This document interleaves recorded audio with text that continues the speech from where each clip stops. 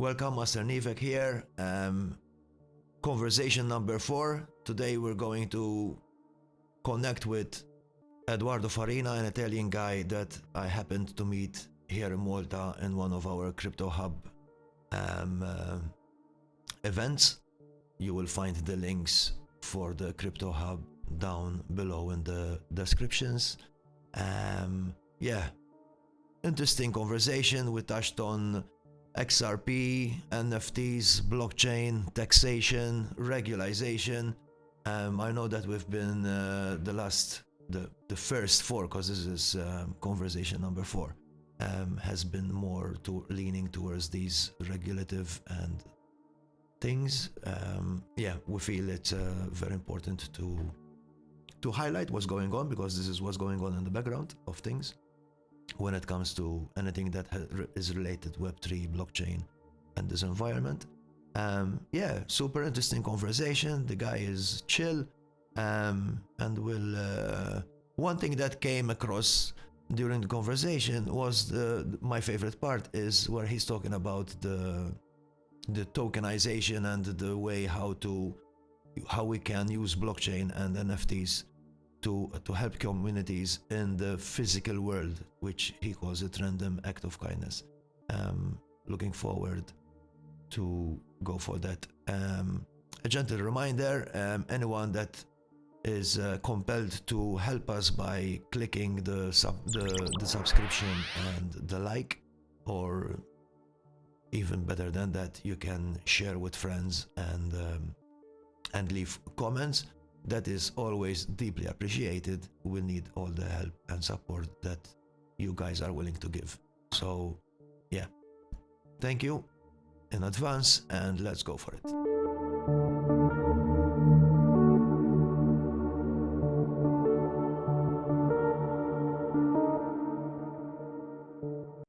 Okay, welcome guys. Welcome Edoardo Farina, huh? Farina, yeah? Yeah, exactly, yeah. Okay, Edoardo, how are you doing? I'm doing great. How are you doing today? I'm good, man. I'm good. A bit tired because yesterday we had a meeting at the Crypto Hub, exactly where I met you, remember? And yeah, I think we can tell this story of how we met. It's an interesting story as well. Yeah, and it was a bit late, so I had a presentation about AI arts and what we're doing with the YouTube channel and the project and all of that. So yeah, and since it's on the main island, and then I have to get a ferry back home on the smaller island, on Gozo, it was 2 o'clock in the morning that I came back, so yeah. So we met at the Crypto Hub, man. We met at the Crypto Hub. That was really nice. Yeah, Crypto Hub in Malta. Yeah. What your experience there? Yeah. Well, let me first get on how I got there. Perhaps I can start giving some introduction of what I do, and then people will understand why I was actually in Malta. But exactly, yes. So basically, well, my background is law. I went to the law school, actually. Many people don't know about this, but yeah, that's the fact. And I'm actually living in Greece now, but before I'm Italian, but I was living in Portugal. I did my studies there, my Erasmus, and I stayed there. So I had some background with real estate. I was working there for 3, almost 4 years as a real estate agent. So nice. I have some great experience. Even though I'm young, I have great experience on the real estate area. And after that's how I jumped into crypto. Actually, I was working with a guy. His name is Marcio, and he's one of the best crypto lawyers that I ever met. Yeah, that's true. And Marcio is actually the responsible one for the reason why I went to the Crypto Hub, because even though I'm not physically in Lisbon anymore, he has his law firm is called MM Law. And I work as a trainee lawyer in his company. So I do some online jobs together with him. So you're still working with Marcio? Yeah, I still do Nice. work with Marcio. We collaborate online, and you sometimes. I'm not sure if you have seen, but sometimes I publish some articles of Marcio about Yes, yes, taxation. yes. He publishes a lot of articles, especially regarding taxation in Yeah, Lisbon, in Portugal, because Portugal is one of the most attractive countries to invest in crypto because there's no yeah, taxation for the personal individuals, even yeah, though that might change very soon. yeah. So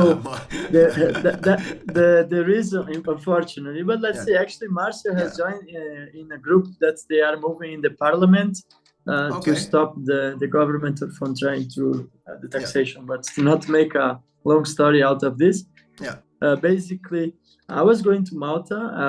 I have I now do most of my job online, so I can work from multiple countries, even though my location is in Greece. yeah. And I did this trip to Malta. I went from Bucharest, Romania. So then I went to Sofia, and then I went to Malta. Nice.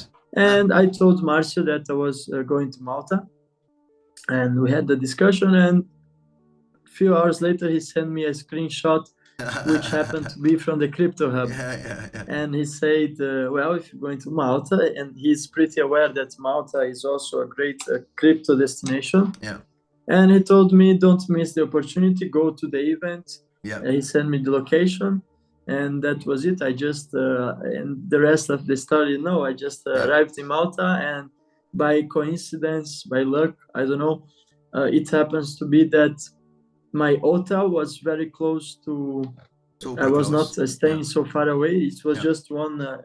I don't remember now the name of the lands there, but Yeah.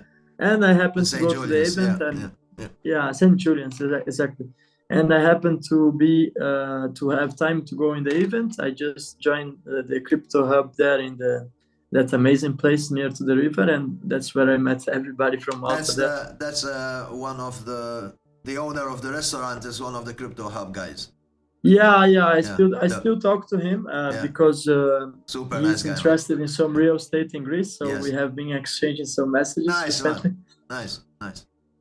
Okay, so that's a brief how we met and what you do. I want to jump into something that you said. You know that we have topics, all right? Yeah. But I like it to be fluent, the conversation. When it comes to taxation around crypto, first and foremost, I'd like to touch on what you said about Malta. Malta, we had the idea of being the I don't know exactly what they were calling it at that time, like crypto island, like a crypto hub. Yeah. Which we still are because there's a lot of crypto projects that are coming from externally from Malta and venturing into Malta and registered in Malta and operating from Malta and even from local guys, like literally local projects. There's a lot. So maybe we lost because we went through a financial and but for a long period of time we were grey listed in the European Union because of the corruption thing and what was going on at that moment in the thing, which it kicked. It was a blow for the whole idea of Crypto Malta, just to put it in a nutshell. So the taxation and regulation about in general in crypto, because somehow, as much as I don't want to pay taxes like everybody else, I still see that some sort of taxation can be healthy, because you're contributing. It's like, or else it's going to be one-way traffic, It's like, and this comes in the conversation of regularization, laws, taxation, and all these kind of things. I would like to know your opinion. What it's like? Do you think it's healthy not to pay tax at all, Well, look, if we would to live in the perfect world, of course, I am not the biggest fan. I don't believe nobody is the biggest fan of taxation. Yes. and regulation regarding crypto. So that brings me to a very interesting topic, which is going on right now. So recently we had a big collapse of the exchange, the FTX. The FTX, yeah. Was basically the second largest exchange. And well, that will also connect me to one of my favorite topics, which is that I'm very known for being very active in the XRP community. Yes, yes. And currently there is the lawsuit, which is coming. It has picked up Ripple as the source of the lawsuit. And what I believe is the following. We cannot escape regulation anymore. Like for many years, there has been this, let's call it this wild lands of crypto, if I can call it like this.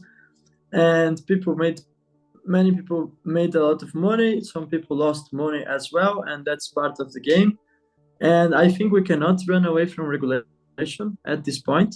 Yeah. Either you agree with regulation or you disagree, or you want regulation or you don't want regulation. The fact is regulation is coming, and it's coming very strongly. So we've seen that actually the Ripple lawsuit is opening the gates for regulation in the crypto space. Definitely. And I think that's depends from the perspective. That might be a good thing and that might be a bad thing. So for many projects out there that have been finding ways to pump and dump coins and manipulating the markets, and perhaps some coins that have no real world utility. I think those are under a very big threat of regulation, because once regulation kicks in, those are projects that might disappear. There are projects that might go to zero. Is it in that regards? I see that as a good regulation. I see regulation in this context as a good thing. First and foremost, I don't believe that. Look, I don't believe that there is something completely wrong or completely right. It's just a mechanism. It's the way we're going to make use of it, and how we are going to instate it. But for me, I mean, I would like the way you approached. I would like to feel safer, because for me, because I've lost some money as well. I mean, which was not a big sum of money, but for my portfolio, it was pretty damaging. I would like to feel a bit safer in where I'm going and what's being presented to me. As much as I like the idea of complete decentralization and no regulation, no taxation, but I think in the bigger picture, it starts falling into place. Yeah. Look, in my case, I don't even like to give. I like your approach, and I don't like to give meaning to regulation and say either it is a bad thing or either it's a good thing. What I like to do is I like to have a sit and make an analysis about the whole situation. And perhaps I don't want to say it's a great thing, it's a horrible thing. I like to see it how it is. Yes. And from there, make the best moves that I can to protect my portfolio, to protect my investments, to help the people around me who are trying to build or who are trying to get started in crypto, which is something brand new for many people. So in this context, I think that regulation, yes, is coming to stay. Regulation is not necessarily a good or a bad thing. And in the end of the day, it will actually help to clean out many of projects out there that have not a purpose on this world. Like the era for casinos in crypto, I think, is over. And now it's coming the era of utility. So we're going to see the projects that have real world utility, and those are going to be the projects that are going to thrive. And well, there are many projects. I mean, I'm telling that in my perspective, the vast majority of crypto might suffer a bad impact with regulation, but we still have a high percentage of projects out there that are coming to make our lives easier. That are like we have protocols, and I don't talk only on the XRPL, because sometimes people might think that I'm like only thinking about XRPL, even though it's my favorite project out there. But we have like crypto insurance, in my opinion, is going to be the next big deal Yes. on crypto. And we have protocols that are running through Ethereum that present great solutions of crypto insurance. For instance, we have the Armor protocol is one of my favorite ones. What is it called? The Armor? The Armor? It's Armor protocol. If you have some time to take a look, it's a very good protocol that is going to bring the one thing that is very required. It's called insurance for crypto. We saw that after Luna crash, after the FTX, and all these narratives that were going on. So I believe insurance is to be the next big deal on crypto, all of course through the blockchain, but and applying the concept of smart contracts. And let me change my language here. I understand that, well, first of all, crypto is not going to disappear as some people believe, or it's not going to go to zero. And regulation is just going to be like a game changer somehow. For sure. What I see is, like, for instance, it's and that's where my project links in. Since people go into things when it's new, and crypto is relatively new, and they try to abuse, or let's not say that everyone is abusing, or these people are like FTX. Let's say not FTX was not abusing, but there was something dodgy and something in the background that was not regulated, and it gave way for this conundrum, for this disaster to happen, because it is a disaster.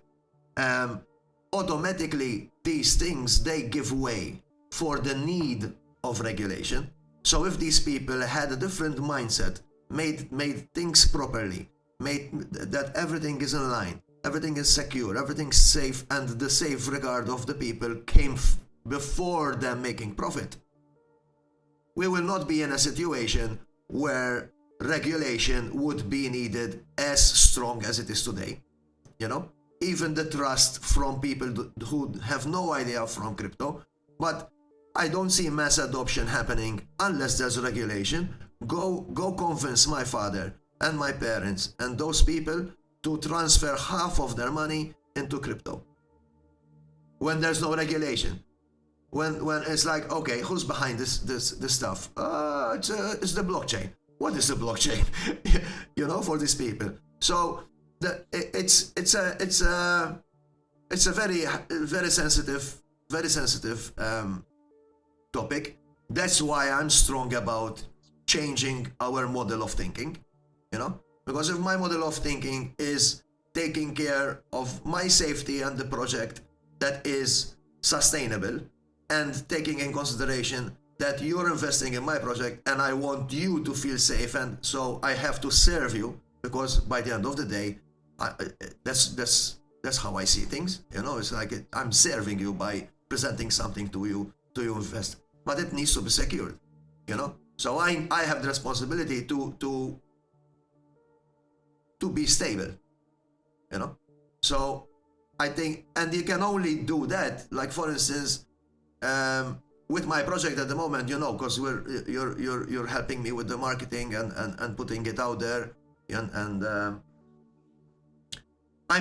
after going to NFT London, I was in a position where it's like, hold on a minute, it feels like everyone is chasing a carrot. Everyone is taking a couple of models, and try to replicate them to be successful. But what's the most important thing here? It's like, for me, is the message that the people are going to. So I came to the conclusion that I need to pull a bit back, pause, keep generating, create the community, and make sure that the moment I launch, we keep going. I don't want my project to be one of those 80% that is going to be wiped out, And for me, it feels like if I keep pushing, especially at the moment that the market is how it is, there's a strong chance that the project won't succeed. And even if one person invests in the project, I don't want that one person to go, fuck, And it's like it happened all over again, because it gives a bad name to the technology anyway. So it's not even detrimental for me or for him, even for the tech. That's my opinion. What do you think? Yeah, I think you had a very interesting approach, but in the other hand, I also think that the projects that are building some ground now in this, because it's a harsh space right now. It's a hard There's a space. lot of Yes. yeah, it's a lot of lack of trust going around in the space and a lot of negativity. And well, I understand some people. I mean, some people out there, they lost not just investments, because when you invest money, it's something different. Like, let's say if I investing, well, that's a risk I'm taking. That's how Yes. investment works. The problem, especially for some people in the last months, is that they lost life savings. So Yeah. the That's people that's. the people who invested in Luna, well, they were investing into a brand new technology, and well, it didn't work out. But now the problem is for the people who actually had, for example, the money in UST, which was supposed to be a stable A coin stable and coin. Yeah. secured, and yeah, and the people who lost their savings, that was like a very sad situation. Yes. So what I'm telling this is to just consider that it's a very harsh time for building in Yeah. the crypto space Yeah. right now. Yeah. And I think if we get through this, well, the future is very bright, Yes. because crypto is here to stay. The blockchain is here to stay. We're moving towards a world where the blockchain is going to be fully dominating. So we just have to thrive during those harsh times, you know.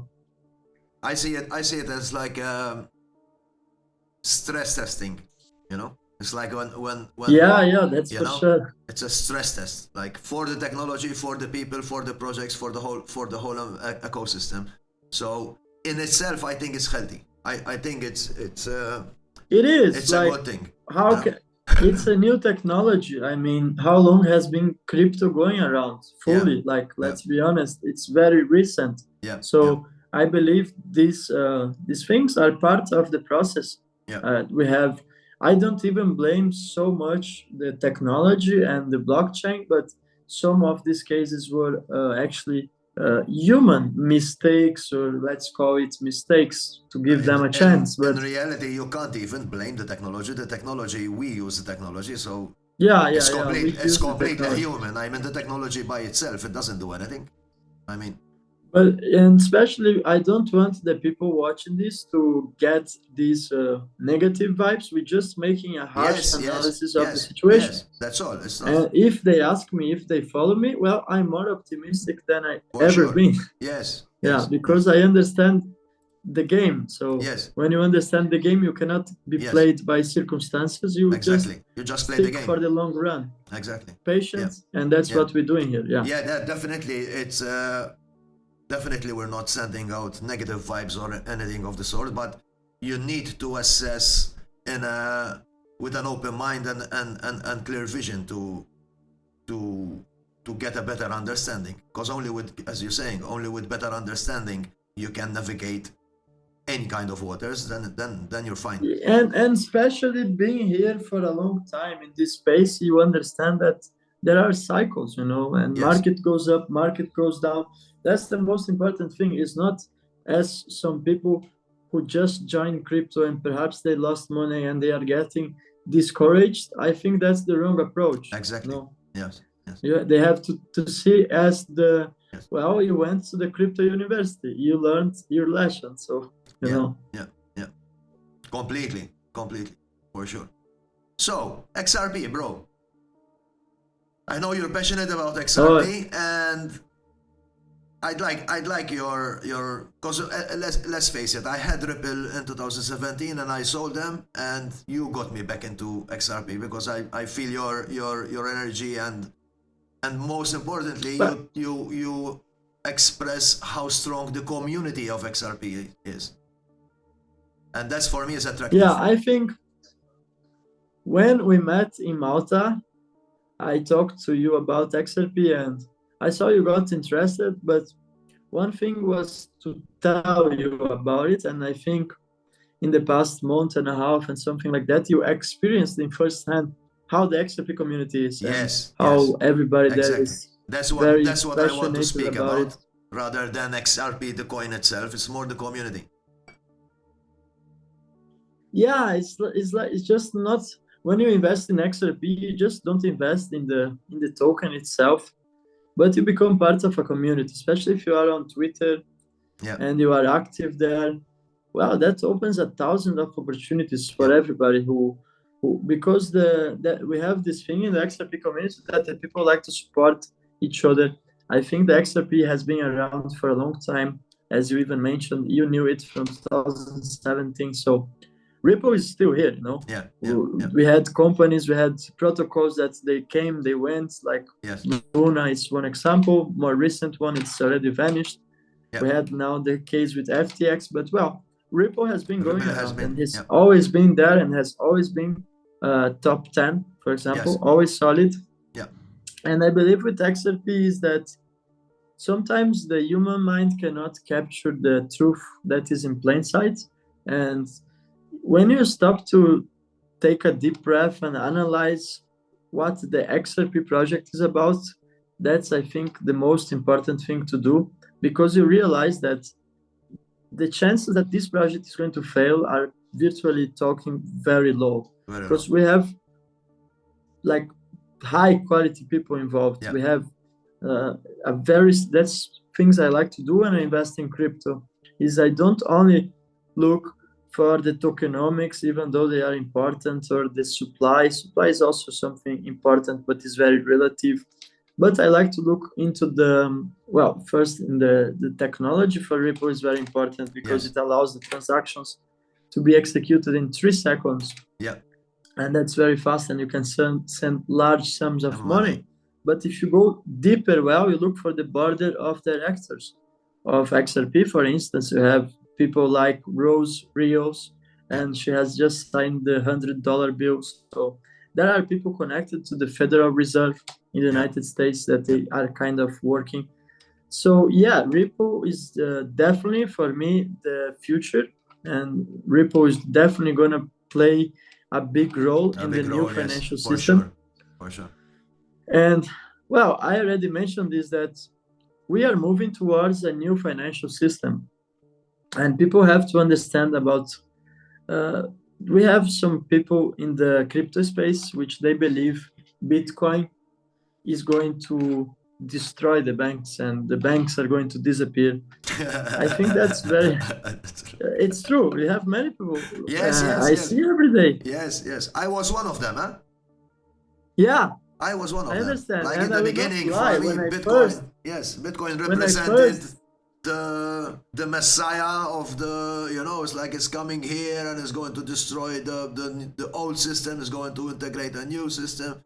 And yeah, it's a bit of a wishful thinking. That is a beautiful view. I mean, I wish that to happen. And when I first got into crypto, and I'm talking here 2017 as well, it's a long time, I really believed Bitcoin was to be responsible for changing the entire financial system. But then I understand that that's naive to believe. I mean, the banks are, as they have always been here, so there's no chances the banks are going to disappear. The banks are not going anywhere. The banks are here to stay, and I don't like the banks. I'm even the first person to say that I don't like the way the banks operate. But it's not that I don't like the banks. I don't like the operating system of the banks. If the banks change the way they operate, you know, it's like anything else, you know. Exactly, and we've seen that the banks, they are very it's still a very archaic system. Exactly. So the banks are still operating the same exact way as if we were in the 70s or in the 80s. And that is not a huge difference. I mean, okay, they might have the digital applications now, but overall it's the same. If I'm sending money, are the same. The principle is the same. If I'm sending money from here to some country, let's say outside of the Union European, I'm going to pay fees, and the fees are going to be very high. I mean, just alone, the SWIFT every year moves, like, if I'm not mistaken, like not thousands, but millions, even perhaps trillions of dollars just in transaction fees. And it's very slow. it But requires on the same level, sometimes I feel that gas fees are the same thing, man. Yeah, that's the thing, is that gas fees are very high in my perspective, but when you have XRP, you don't have gas fees. Yes. That's the Yes. big advantage of XRP, is it doesn't count with any gas fees. It has actually the lowest transaction fees out of there. Yeah. And every transaction burns actually XRP. Yes. So that is one of the reasons. And well, there are many things I could talk like literally a week about XRP, but to conclude, the banking system is that they're not going to disappear. They're just going to reinvent themselves. Yes. In a way that adapts to the new world we are experiencing right now, where it's the new era of information, the new era of speed and technology. Yes. Where things move very fast, where things move perhaps without even human labor to be there and execute the tasks. Yes. Let's say there is a new pandemic tomorrow and they have to close the banks or something like that. How the financial system is going to operate. Yeah. So AI, man. we cannot, given the circumstances of the new era we are living, we cannot rely just in the human labor, and the things are just going to become fully automatized. And in my perspective, the way it's going to happen is through some different protocols that are on the blockchain, and mainly Ripple and XRP, but we have other players as well. We can talk about VeChain, we can talk about HBAR, we can talk about XLM, we can talk about KNT, which is the Quant, very interesting project as well. Yes. So yeah, to make a long story short, I am a big fan of XRP, and I believe XRP goes beyond just a cryptocurrency. XRP is just going to play a very big role in the new financial system. You mentioned you're in real estate. Yeah. How do you see that in the near future or in the long future, tokenized systems, blockchain is going to play a big part there as well? Well, I have no doubts of that. I would actually argue that everything is going to be tokenized. Yeah. And everything, I mean, even perhaps human behavior is going to be tokenized somehow. Yes. I'm not saying it's a good thing. That's an abstract one. It's a bad thing. But we'll see, man. No, I mean, as always, man, these things they really challenge people to really dig deep and be strong in for me it's like the more neutral I am, the more clean and clear I am, and not shake on and not attached with left or right or forward or backwards, and I stay centered. I seriously believe, and this I from my life experience in all aspects of life, you know, like relationships and money and taking decisions for jobs or even talking with people and going to places. It's like, okay, what is being presented? Because there's always a wide spectrum of options and ideas and directions where to go, you know. So let's say tokenizing human behavior for sure is going to bring negative impact on one level, but for sure is going to bring a positive impact as well. So from where we're choosing, and that's my mainly that's why I do what I do, you know, including my NFT project and everything. It's to present that center kind of thing and to inspire people to, as much as possible, to look. I will even go deeper. I will give an example. All right, I really resonate with what you said, and like 2 years ago I was involved in a project with a very good businessman that I met, and we were supposed to make a project which was called Tide, you know? Right. And Tide was all about the tokenization of human behavior, but in a positive way. So for instance, the main idea of Tide was to like reward people for their good actions. We would call it RACTS, which stands for Random Acts of Kindness, you know? So we were developing this app that let's say that someone is in the line for the supermarket and they forgot their credit card wherever, they cannot pay for the groceries, and you go there, you step in and you make this, which we call the RACT, random act of kindness. And somehow we were finding a way to let's say put this into the blockchain, so that you would say to this person, look, I pay for your groceries today because I'm just wanting to do something good into the world. Nice. To create, let's say, a better human experience, you know. Nice. And this person would download the app, and by doing the good action, they would get an airdrop of the tokens. So it's kind of a complicated concept, but just a way to show how we can actually tokenize human behavior in a good way. In a good way. So yes, I totally stand with you what you said about neutrality. Yeah. Because I believe the main problem right now, and I say humanity faces right now, is that people are too much reactive. Exactly. For good and bad things. Yes, exactly. So they just react and they give so much, I like to say, God-given powers to things, to events, to anything out there.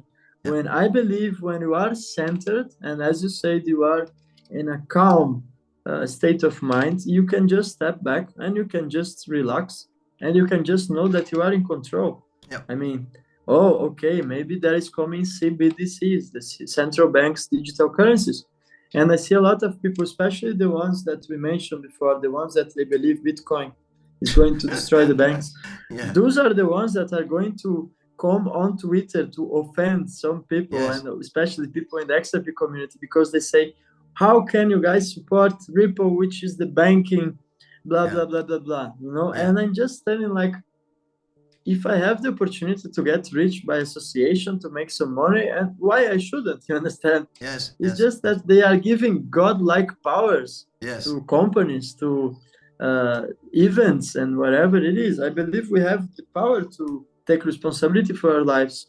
And if we can just calm down and see the things as they are, we're going to see that are good things and there are bad things, you know, and you can just take the best decision. Which is always there. I mean, by the end of the day, there's no, I mean, the idea of utopia, as much as I'm in love with it, and I'm inspired by it, even in my arts and in my modality of thinking, still, I mean, it's a fundamental, and it's like, I like a lot metaphysics, right? So, for me, I understand that a physical existence cannot exist without polarities. Like you have a plus and a minus, you know? Exactly. In everything. Like if you have, and to make a bit of an example, if you get a battery of a car, it can't be all positive. It won't generate a charge to power up your car. If it's completely minus and you remove the plus, it's the same thing. It's the play of both, the balance of both that creates the charge for the engine to start. And it's the same in everything. So I don't think it doesn't matter how much technology we're going to invent. Even AGI, artificial general intelligence, artificial super intelligence. That we're saying that in 300 years and 500 years, we will have artificial super intelligence, which is singularity, you know? But even then, it will not be completely utopian or completely dystopian. It's a play of both. And that's I think that's universal law. Whenever you have some forces that are going towards an extreme direction, you have to have somehow a counterfeit that goes in the exact opposite direction. So yes, in one hand, I totally agree. And I am the first one to point out that tokenization of human behavior can be quite dangerous, that I am not very agreeing with CBDCs. I mean, the central bank digital currencies. I think that's a way that the government has to gain power over the population. But on the other hand, if this force is coming into existence, there must be a way to another force that's going in That's the going to exact balance it same out. direction. Yes. Yes. Otherwise, the universe would run out of order, which is impossible. So Yes. Yes. we Yes. always have a choice, and we Yes. have just to sit down and make the choice. Are we going to become a victim of the circumstances, or are we going to actually take the circumstances as they are and profit from them? Exactly. It's just a matter Yeah. of choice. And the more we respond rather than react, it would be healthier, I think. Because reaction is Yeah. when you react from an emotional perspective, you know, in all directions. It's like if I get an emotional about the market is going up and down, I'll start buying like a crazy guy, or I'll start selling like a crazy guy. If you're relaxed and you're more responsive and assess the situation, then I think it's always better. Twitter, yeah. Yeah. So yeah, that's one thing. Why I like your approach, because if you see on Twitter, for instance, when something, you know, changes a bit in the market, or something collapses, or a fraud comes up, and it's like everyone is like attacking and blah blah blah blah blah. And then you have your timeline where it's like it's time to chill, relax, pull back. You know, it's all good. You know, so I like. Yeah, I mean, guys, I like your approach, bro. chill down, guys. Go hit the gym. Go have a cocktail. Go. Yes. No. Yes. I think it's really essential. You know, it's like like emotions are beautiful when you respond accordingly. When you react from an emotional, even if it's a high emotion, even if it's a good emotion, there's a chance that you're gonna get yourself in shit. Yeah, that's totally. And I think in the Twitter especially, I think it comes with a high responsibility, you know. Yes. And I don't just speak to myself because I do have quite a good amount of followers, but everybody there, because we are dealing with people who are investing, we are dealing with people who get very much emotional, people who lost money, people who are perhaps in difficult times of their lives. So I think what is lacking on the Twitter's humanity right now is understanding, you know, Yes. to understand more people, to recognize that you have people who are having bad days, you know, and if you are there and you're just contributing with more negativity, that can have a very bad impact, you know. For sure. That's why I always keep a good vibration there. I try to always take people up. Yes. You know, I try always to see the positive side in the things, and I think everything in life has a positive. We can always find something positive. Yes, for sure. That's again, that's what my project, the Arthetypes, it's all about. You know, it's like that's why.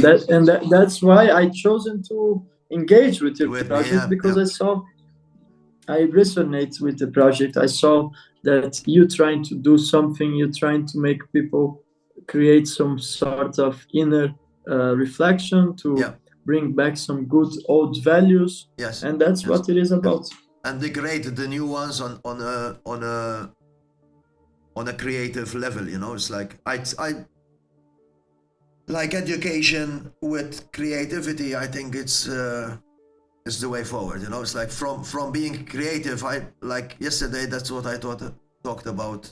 Mentioned it in the speech. You know, it's like even an accountant can be creative, and doing accounts in a creative way, then it's more fun. And you start seeing that you start breaking these old templates. Like I had a lawyer last week. You know, it's like I see it in me. You know, it's like he's a lawyer. Immediately there's some sort of resistance. It's because we associated these structures, you know, with rigidity, with they're going to tell us what to do, authoritarian figures. Same with banks. There's nothing wrong with having a bank. If a bank operates more on a freedom basis, really integrate the principle which started from in the fucking first place, to serve the people, not the institution, you know? Because this happens, I see that happening even with the Bible or the church. A church starts, I've been in churches, and because I'm very, not religious, but I like those communities and I learn a lot. A church starts from a principle of serving the people. That's what it's all about. But when it becomes an institution, creates regulations and laws that serve the institution and not the people, then the polarities are in reverse, and that's what it needs to change. Not having churches, or not having banks, or not having lawyers, or and let's go into a pirate structure where everyone does whatever he wants and there's no consequences at all. It does not exist, So these are the perspectives that I'm all about, and I'm sure that's why we're talking together, because you resonate on the same level. Good, yeah, bro. absolutely. I totally agree. Yes. I think we're almost an hour, bro. Oh, okay. I think we are good for today. So time flies, when you're engaging in yeah, something fun, for man. me it felt like a 10-minute talk. It's true. Yes, bro. What else? You're recording too, yeah. Yes, then I cut. Okay, I think we pretty much covered many topics on this video. Yes. So I hope the people watching this video got some good vibes out of the conversation, especially. Yes. I'm gonna put your links in the description for your Twitter, and because you have a YouTube channel as well, right? Yeah, I'm creating now my YouTube channel and growing it, and what for sure I will do also, I'm gonna make some shortcuts out of this conversation to put on the Twitter, which will be pretty cool as well. Nice, perfect. Yes, man. I think this just before we close, why we're doing this, why I'm decided to do this channel, is like even the way promoting the project. I decided to go more on this level, and talking with people and describing the project on this level, which is not even describing the project, but this is a very integral part in the project. So yeah, and I'm really enjoying it, man. Like this conversating with people, and I learn a lot in the same time, which I bring it back into the project, and then I create art and cars that are more related. And you create a community, exactly. An ecosystem. That's the most important. Yes. Fantastic, man. Thanks for your time. Looking forward. Thank you, brother. For the next one. Enjoy the rest of the day. Thank you, brother. We keep in touch. Thanks. Bye-bye. Bye-bye.